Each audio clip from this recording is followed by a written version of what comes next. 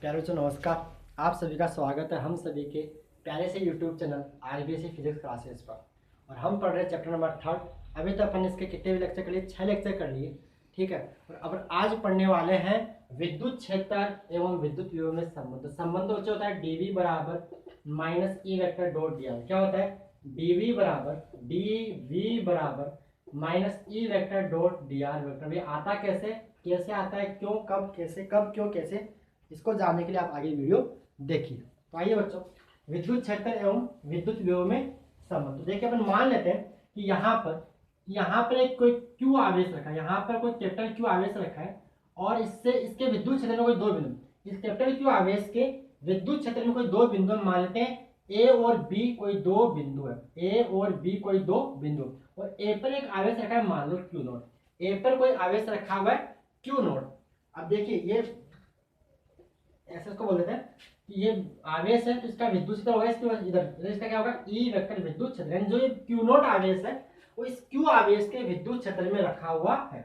और मान लेते हैं ए पर जो विभव वी मान लेते हैं और बी पर जो विभव क्या मान लेते हैं वी ए को अपन मान लेते हैं बी ए पर विभव, ए पर विभव अपन मान लेते हैं वी ए को मान लेते हैं वी, और बी पर जो विभव उसको अपन मान लेते हैं बी पर विभव, यानी वी बी को अपन मान लेते हैं v प्लस डी। कैसे? क्योंकि a और b बिंदु बहुत पास में माने पड़े, a और b बिंदु बहुत पास में माने, तो इधर आने पर विद्युत विभव बढ़ेगा। क्यों बढ़ेगा?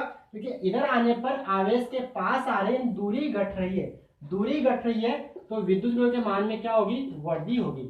आप ऐसा ही बोलते सर v माइनस डीवी क्यों नहीं माना? तो v माइनस डीवी इसलिए नहीं माना क्योंकि इधर आने पर विभव में वृद्धि होगी। और एक चीज और नोट कर लीजिएगा, विद्युत क्षेत्र की दिशा में विभव में कमी होती है जबकि विपरीत दिशा में विभव में वृद्धि होती है। ऐसा आप समझ सकते हो। क्लियर यहाँ तक? अब ए से बी तक इस आवेश को लाना। अब देखो इस आवेश को अपने को ए से बी तक लाना है, तो क्यू नोट आवेश को ए से बी तक लाने में किया गया कार्य। थोड़ी कैसे लिखोगे कि माना एक कैपिटल क्यू आवेश जिसके विद्युत क्षेत्र में, थोड़ी लिख लीजिए मेरे साथ, थोड़ी लिख लीजिए, थोड़ी लिख लीजिए, पहले डायग्राम बना लीजिए और फिर थोड़ी लिखो क्या कि माना एक कैपिटल क्यू आवेश के विद्युत क्षेत्र में एक अन्य आवेश या विद्युत क्षेत्र में परीक्षण आवेश, इसको बोलते हैं परीक्षण आवेश क्यू नोट रखा है, ठीक है। फिर यहाँ पे ए पर विभव मान लेते हैं वी, बी पर विभव मान लेते हैं वी प्लस डीवी, तो क्यू नोट आवेश को ए से बी तक विद्युत क्षेत्र के, भाई इस आवेश को देखो, इस क्यू नोट आवेश को इधर आपको लाना है, तो ये धनावेश है, परीक्षण आवेश क्या होता है? धनावेश। और ये कौन सा आवेश है? धनावेश। तो इसको क्या करेगा? प्रतिकर्षित करेगा, तो इसको इसके विरुद्ध लाने के लिए, यानी इसके विद्युत क्षेत्र के विरुद्ध लाने के लिए कुछ काम करना पड़ेगा, कुछ कार्य करना पड़ेगा। तो क्या लिखेंगे? क्यू नोट आवेश को ए से बी तक विद्युत क्षेत्र के विरुद्ध लाने में किया गया कार्य, विद्युत क्षेत्र के विरुद्ध लाने में किया गया कार्य कितना मान लेते हैं? कि मान लेते हैं जो विस्थापन यहाँ पे हो रहा है इस विस्थापन को मान लेते हैं डी आर। क्या मान लेते हैं? D R. ये जो विस्थापन इधर हुआ इसको मान लेते हैं डी आर। तो कार्य क्या होता है आप जानते हो? कार्य करते हैं डब्ल्यू ए से बी बराबर एफ, बल लगाना पड़ेगा, dot D are. F vector कार्य क्या होता है? बल और विस्थापन का अदिश गुणनफल। लेकिन यहाँ पर एफ का मान क्या होगा ये अपने को निकालना है। देखो यहाँ पर इधर होगा एफ ई, क्या होगा? एफ ई का मतलब होता है इलेक्ट्रिक फोर्स, विद्युत बल। ये इधर लगेगा तो अपने को इतना ही बल इसके ऊपर इधर लगाना पड़ेगा। यानी जो एफ ई का मान क्या है? एफ ई का मान होता है क्यू ई। एफ ई का मान क्या होता है? Q E. और अपना बल ये एफ ई बराबर आएगा यहाँ पे क्यू ई, क्या विद्युत बल का सूत्र है। तो और अपना जो बल है एफ, इसको बोले एक्सटर्नल, बाह्य बल। इसके साथ लिख दो ई एक्स टी, मतलब बाह्य बल लगाना पड़ेगा। और इस बाह्य बल का मान होगा माइनस एफ ई के बराबर, माइनस एफ ई उल्टा दिशा में। एफ ई इधर है यानी विद्युत बल इधर है, तो अपन जो बाह्य बल लगा रहे हैं वो विद्युत बल के विरुद्ध लगाना पड़ेगा। कितना? जितना विद्युत बल दाईं तरफ है। तो इसका मान क्या आएगा? इसका मान आएगा अपना एफ एक्स का मान आएगा माइनस क्यू ई। तो यहाँ कितना आएगा? डब्ल्यू ए से बी तक लाने में किया गया कार्य, इसका मान कितना रखें? Minus Q E vector dot D R vector. समीकरण नंबर 1 बोल दो, समीकरण नंबर। इसी प्रकार अपन जानते हैं विभवांतर की परिभाषा से, विभवांतर की परिभाषा से। क्या होता है? विभवांतर की परिभाषा से पढ़ रखी है सभी ने विभवांतर की परिभाषा लेक्चर फर्स्ट के अंदर कि वीबी माइनस वीए, वीबी माइनस वीए क्या होता है? W A B upon Q naught, W A B upon Q naught. तो यहां से डब्ल्यू ए बी बराबर क्या आ जाएगा? इसके बाद यहाँ लिखा हूँ डब्ल्यू ए बी, ए से बी तक लाने में किया गया कार्य Q note into VB minus वीए। और देखिए वीबी का मान कितना है? वीबी का मान है क्यू नोट यहाँ पे वी प्लस डीवी माइनस ए पर कितना मान है अपन ने? वी, यानी वी। तो यहाँ से वी से वी गया, डब्ल्यू ए बी कितना आ गया? यहाँ से डब्ल्यू ए बी आ गया क्यू नोट इंटू डी। समीकरण नंबर 2। समीकरण 1 से डब्ल्यू बी का मान ये है, समीकरण 2 से ए से बी तक लाने में किया गया कार्य ये है। तो समीकरण 1 और 2 को अपन दोनों को बराबर कर देते हैं। तो देखिए समीकरण 1 व 2 को बराबर करने पर क्या आएगा? समीकरण 1 व 2 से, समीकरण 1 व समीकरण 2 से क्या आएगा? इसको इसके बराबर कर दो तो क्यू नोट डी वी बराबर क्या आएगा? Minus Q naught E vector dot T R vector. Q naught से क्यू नोट कैंसिल, तो क्या आ जाएगा? डीवी बराबर minus E vector dot D R, DV बराबर minus E vector dot D R vector. इसको बच्चों आप समीकरण नंबर 3 नाम देके छोड़ दीजिएगा। तो ये होता है विद्युत विभव और विद्युत क्षेत्र में संबंध। अगर अपने को विद्युत क्षेत्र पता हो तो अपन विद्युत विभव अगर अपने को किसी बिंदु पर विद्युत क्षेत्र का मान पता है तो अपन उस बिंदु पर विद्युत विभव का मान निकाल सकते हैं। कहां से? dv equal to minus E vector dot D R vector से, dv equal to minus E vector dot D R vector से। तो आप यहाँ तक इसको बोल के नोट कीजिए। मैंने आपको बिल्कुल अच्छे तरीके से समझाया, बुक में इसको थोड़ा सा लंबा चौड़ा कर रखा है, मैंने उसको शॉर्ट कर दिया। ठीक है, तो आप यहाँ तक नोट कीजिए, इसके आगे बात करते हैं। आप यहाँ तक नोट कर लीजिएगा। ओके बच्चों आगे चलते हैं। यहाँ तक नोट कर लिया अच्छी तरह से, समझ में आ गया? फिर से समझाता हूँ कि माना अपने कोई क्यू आवेश है जिसके विद्युत क्षेत्र में कोई क्यू नोट फ्रिक्शन आवेश रखा हुआ है ए बिंदु पर, और अपन क्या चाहते हैं? ए को, इस क्यू नोट आवेश को ए से बी तक लाना चाहते हैं। तो ए से बी तक लाने में कुछ कार्य करना पड़ेगा, किसके विरुद्ध? विद्युत बल के विरुद्ध। तो अपन कार्य का मान निकाला, ए से बी लाने में कार्य क्या होता है? बल इंटू विस्थापन, बल इंटू विस्थापन। लेकिन बल इंटू विस्थापन कार्य नहीं होता है, कार्य होता है बल और विस्थापन का अदिश गुणनफल। वो परिभाषा यहाँ पे काम में लिए। कार्य क्या होता है? बल और विस्थापन का अदिश गुणनफल। यहाँ पे क्या लगा रखा है? डॉट लगाने के बाद ध्यान रखना, डॉट प्रोडक्ट मींस अदिश गुणनफल। यहाँ से कार्य निकाला। यहाँ दूसरा विभव की विभवांतर की परिभाषा से वीबी माइनस वी क्या? W A B upon Q naught. ये तो सबको पता है, लेक्चर फर्स्ट हमने देखा ना शुरू से, W A B upon Q naught. तो यहाँ से डब्ल्यू का मान, इसको तो गुणा कर दिया, तो यहाँ से डब्ल्यू ए बी का मान ये, फिर वीबी का मान अपन क्या मान रखा है? वी प्लस डीवी, और वी ए का मान क्या मान रखा अपने? वी से भी कैंसिल, वी डीवी नहीं, क्यू नोट इंटू डीवी। समीकरण 1 और 2, समीकरण 1 में देखो यहाँ से डब्ल्यू का मान ये, समीकरण 2 से यहाँ डब्ल्यू का मान ये, इसको इसके बराबर कर दिया तो डीवी बराबर minus E vector dot D R vector. तो यहाँ तक आपने नोट कर लिया, जिसने नहीं किया वो पहुंच कर नोट कर लीजिएगा। आगे बात करते हैं। देखिए बच्चों आगे आइए, इसको डालो यहाँ से। ओके, अब देखिए यानी अपने क्या देखा? dv बराबर minus E vector dot D R vector. ये हमेशा सत्य होगा, इसको आप याद कर लो।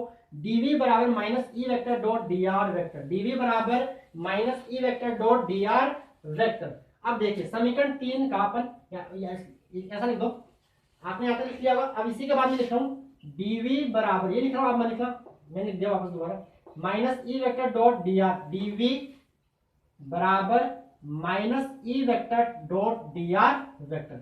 अब देखिए अब मैं ऐसा लिखा हूं, उपरोक्त समाकलन यानी उपरोक्त समीकरण का, इस वाले समीकरण का R1 व R2 बिंदुओं के लिए समाकलन करने पर, इसके लिए ये अपने कोई भी दो बिंदु मान लिए, मान लो एक बिंदु R1, एक बिंदु मान लेते हैं R1 दूरी पर, और एक बिंदु मान लेते हैं R2 दूरी पर। ऐसा मैंने मान लिया, तो क्या लिखेंगे? उपरोक्त समीकरण का, उपरोक्त, इसको समीकरण 3 बोल रखा आपने, उपरोक्त समीकरण का R1 ऐसे कोई दो बिंदु मान लिए मेरे से, R1 व R2 बिंदुओं के लिए समाकलन करने पर, R1 व R2 बिंदुओं के लिए समाकलन करने पर क्या आएगा? देखिए यह आएगा dv, v1 से v2, v1 से, जहां पर v1 क्या है? बिंदु R1 पर विभव, और v2 क्या है? बिंदु R2 पर विभव। तो v1 से v2 dv, और यहाँ पे क्या आएगा?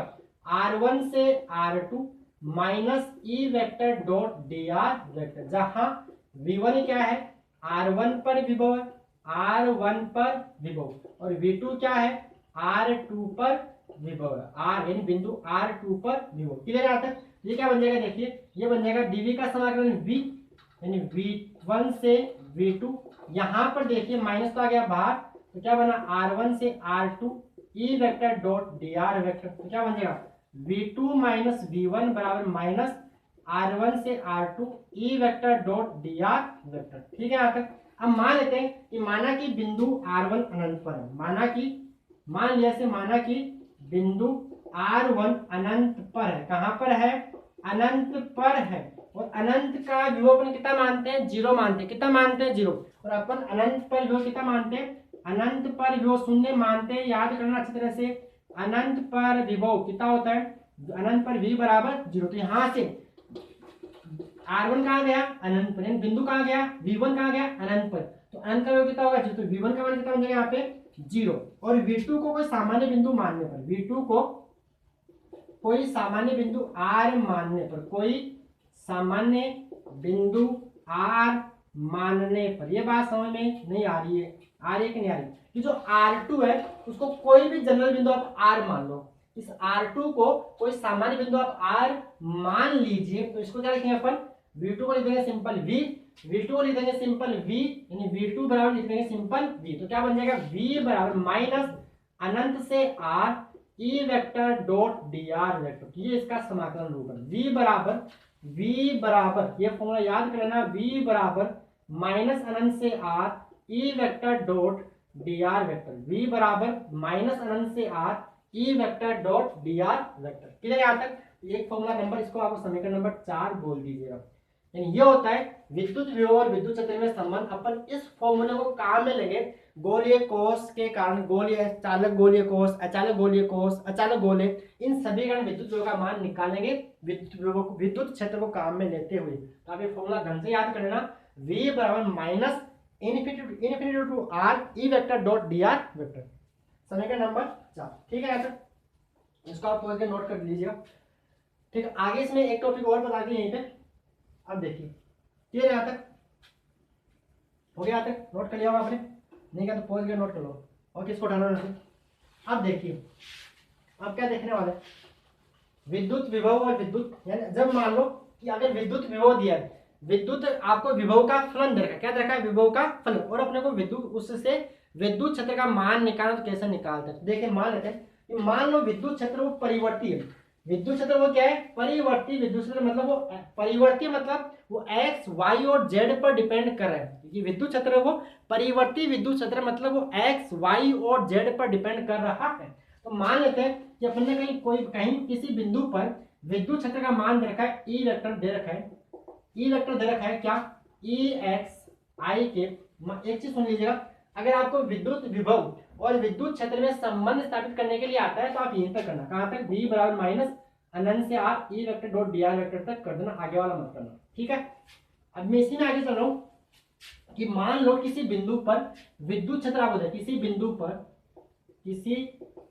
पर विद्युत क्षेत्र, या ए ना बोल के सिंपल बोलते ई वेक्टर बराबर ई एक्स आई के प्लस ई वाई जे के प्लस ई जेड के, मतलब उसका x के अनुदिश विद्युत क्षेत्र का घटक Ex है, y x के अनुदिश विद्युत क्षेत्र का घटक Ey है, और z x के अनुदिश विद्युत क्षेत्र का घटक, यहाँ पे वो बोला क्या, वो बोलते हैं, सॉरी उसके लिए क्षेत्र, विद्युत क्षेत्र का घटक Ez कितना है, Ez है। क्लियर आता है? और मान लेते हैं जो ये बिंदु है किसी स्पेस में रखा हुआ है, उस स्पेस का जो स्थिति सदिश है वो दे रखा है, मान लेते हैं वो क्या, x i के प्लस y j के प्लस z के, मतलब जहां पर ये विद्युत क्षेत्र है उसका जो स्थिति सदिश क्या होता है, मूल बिंदु से किसी बिंदु की स्थिति बताने वाले सदिश को स्थिति सदिश कहते हैं, पोजीशन वेक्टर बोलते हैं। तो आर वेक्टर आपको ये देखा, अगर आर वेक्टर ये है तो डी आर वेक्टर क्या बनेगा, ये मान लीजिए आर वेक्टर ये है तो इसका डी आर वेक्टर क्या आएगा, ये आर बराबर ये, तो डी आर वेक्टर क्या आएगा, डी आर वेक्टर क्या आएगा, डी एक्स आई के प्लस डी वाई जे के प्लस डी जेड के। मैंने कुछ नहीं किया, इसका अवकलन कर दिया। क्या कर दिया? dr dx dy dz, dr dx dy and dz। क्या कर दिया मैंने? इसको डिफरेंशिएट कर दिया किसके रेस्पेक्ट में? पार्शियल। ठीक है, dx i के dy j के प्लस dz k के। अब देखिए समीकरण 3 से, समीकरण 3 से जो आपने ऊपर लिख रखा है, समीकरण 3 से आप ऐसे लिखना, तो dv बराबर क्या आएगा? dv बराबर आएगा minus E vector, minus E vector यानी माइनस ई वेक्टर इसे राइट करना है क्या? ई एक्स आई के प्लस ई वाई जे के प्लस ई जेड के। डॉट में क्या आएगा? डी आर वेक्टर, और डी आर वेक्टर क्या आ रहा है? डी एक्स आई के प्लस डी वाई जे के प्लस डी जेड के। बच्चों आपको याद होगा यहाँ पे क्या है? Dot product. Dot product means अदिश गुणनफल में आई को आई के साथ मल्टीप्लाई करते हैं, जे को जे के साथ मल्टीप्लाई करते हैं एंड के को के के साथ मल्टीप्लाई करते हैं। तो यहाँ पे ई एक्स डी एक्स के साथ होगा, ई वाई डी वाई के साथ and E Z D Z के साथ मल्टीप्लाई होगा। तो क्या आएगा? ये D V is equal to minus E X D X, minus हटा दो, माइनस को बाहर रख लो पूरे को, रख दो तो बराबर क्या लिख दूं? माइनस ई एक्स, माइनस को एक बार बाहर रखो, E X into D X plus E Y into D Y और plus E Z into D Z. कोई डाउट यहाँ तक? E Z into D Z बन जाएगा डीवी बराबर minus minus E X D X minus E Y D Y minus E Z D Z. यहाँ तक clear? E Z into D Z. एक minute,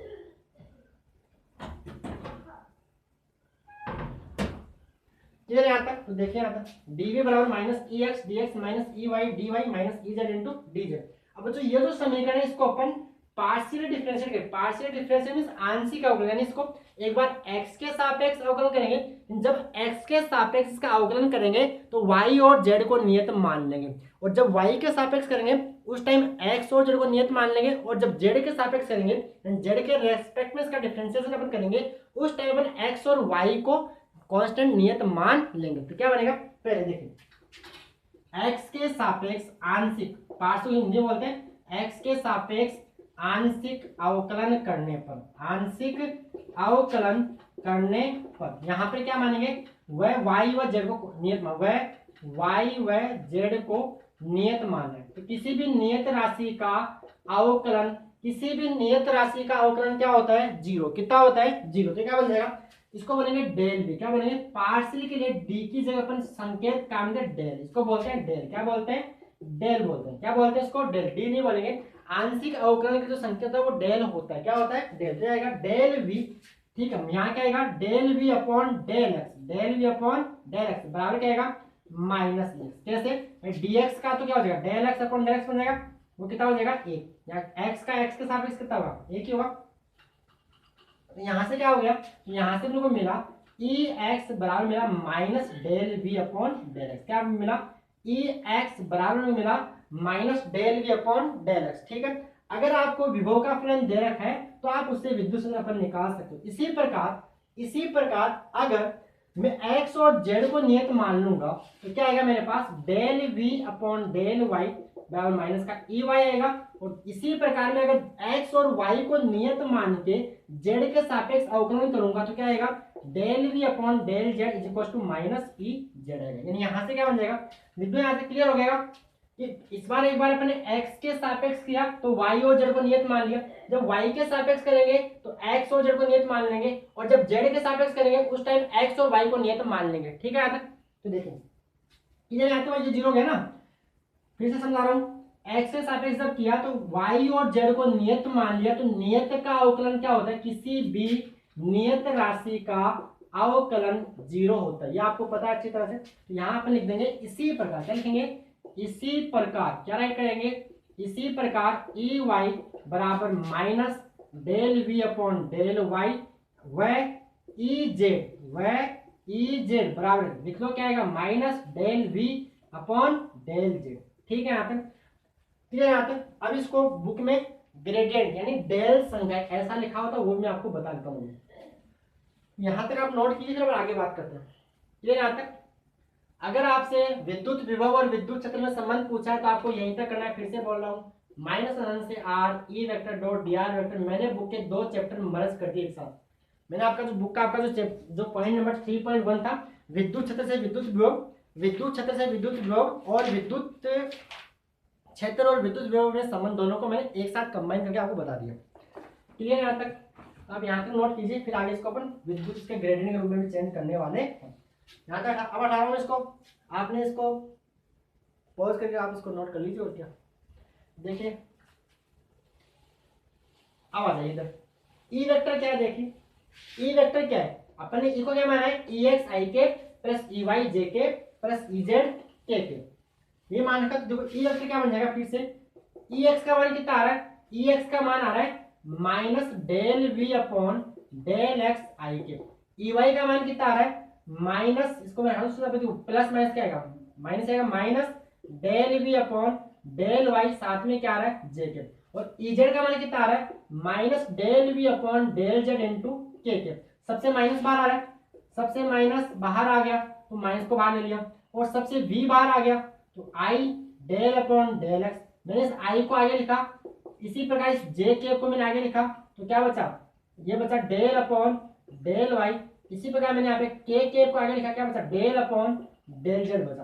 तो बच्चों जो ये और बाहर क्या आ गया वी, बाहर क्या आ गया सबसे वी, यहाँ पे वी, यहाँ पे वी, इस वी को बाहर निकाल लिया। तो जो बच्चों ये चीज है कौन सी, I del upon del X plus J del upon del Y plus K del upon del, इसको बोलते हैं ग्रेडियंट। क्या बोलते हैं ग्रेडियंट, इसको बोलते हैं डेल संकारक। क्या बोलते हैं डेल संकारक इसको बोलते हैं। इसको जो दिखाते हैं किससे, आप इधर साइड में डेल बराबर, इसको क्या मानते हैं, इसको बोलते हैं डेल। क्या बोलते हैं डेल, डेल्टा नहीं है डेल, ठीक है। तो ये तो अपन क्या करेंगे, इसके लिए संकेत लगा देते हैं, ई वेक्टर बराबर माइनस, इसको रीड करते हैं ग्रेडियंट। क्या रीड करते हैं ग्रेडियंट वी, क्या रीड करते हैं इसको ग्रेडियंट, GRADIENT ग्रेडियंट।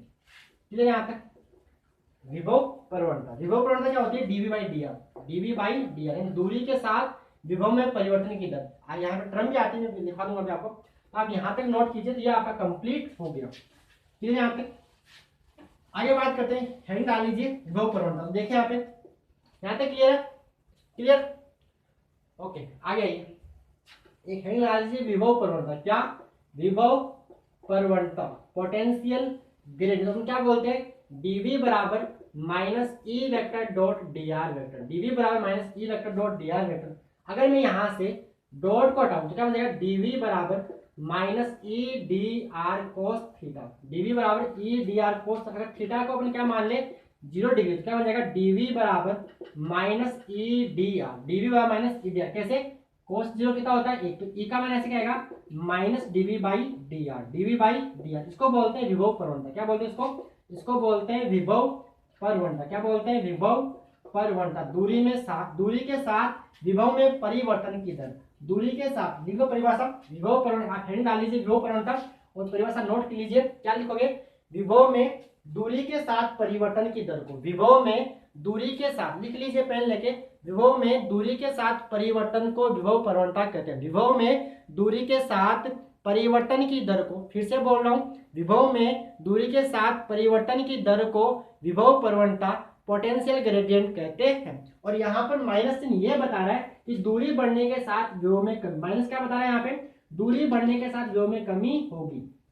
ये कब आया, जब थीटा को 0 डिग्री माना है। अगर इसको सदिश में लिखेंगे, ई वेक्टर बराबर minus D V upon D V upon D R into में आर के। ये भी आप लिख लीजिए, ये भी फॉर्मूला कई बार काम आएगा।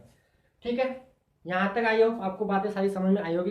अगले लेक्चर में अपन इसके करेंगे सवाल, न्यूमेरिकल, एग्जाम्पल नंबर 3.7 और एग्जाम्पल नंबर 3.8 एंड देन उसके बाद जो आगे का टॉपिक है विद्युत विभव का कैलकुलेशन, विद्युत विभव का परीक्षण। आपको यहाँ तक समझ में आया होगा। अगर आपको बच्चों वीडियो अच्छा लगा तो वीडियो को लाइक कीजिए और चैनल को सब्सक्राइब जरूर कीजिएगा, जिससे मेरे को थोड़ा मोटिवेशन मिलता है। ठीक है, यहाँ बच्चे लाइक कर रहे हैं तो थोड़ा और इच्छा करते हैं कि बच्चों को और ढंग से पढ़ाया जाए। और मैं आपको विश्वास दिलाता हूँ कि आपका टाइम खराब नहीं होगा। बोर्ड लेवल पर मैं आपको सब कुछ बोर्ड के लिए बता दूंगा अच्छी तरह से, ढंग से, सारे डेरिवेशन, सारे न्यूमेरिकल्स, बुक का कोई भी एग्जाम्पल हो चाहे बुक का कोई भी न्यूमेरिकल हो, विश्वास कीजिए बस। धन्यवाद।